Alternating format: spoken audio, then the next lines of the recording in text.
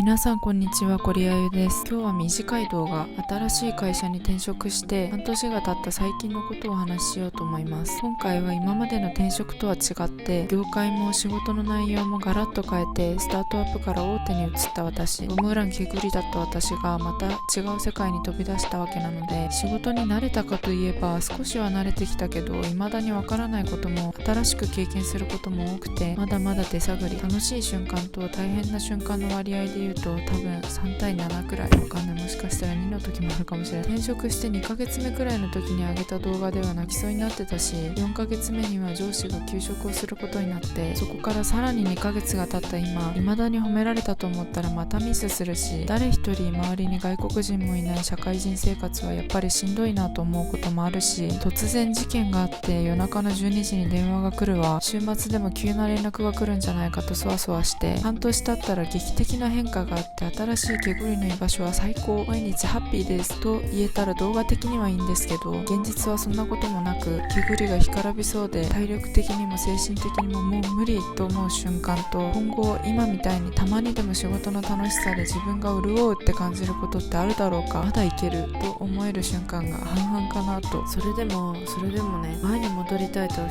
議と思わないんですよね。前の自分より今の自分の方が断然好き。そもそも楽しいって感じた瞬間、目の前に星が降りてきて何時間でも仕事に集中できてしまう感覚を感じたことがある人って多くないって聞いて、韓国語と出会った時と同じようなことを感じられる。こんな仕事と出会えたことが奇跡だって分かってるから、今のところ頑張れているのかもしれない。自分の未熟さを感じる毎日では、未熟すればするほどせっかくけぐりがさらに広くて大きな世界に出たのに、前にいたウムルよりもさらに小さくて深いウムルの中にいる気分になるから、日常で幸せな瞬間をちゃんと探すように心がけています。例えば何かあった時、一緒になって怒ったり笑ったり、仕事では大きな学びをくださるチームの人たちとの時間、会社のチーム運がいつも奇跡的にいいのは本当に恵まれていると思います。常に学ぶことだらけの同僚のおかげで成長ができているのはすごくありがたいし、お昼休みは社内のカフェだけじゃなくて外にあるカフェまで行って美味しいデザートを見つけたり、残業して夜の散歩をしたりする大人の青春みたいな時間も時々楽しむ。週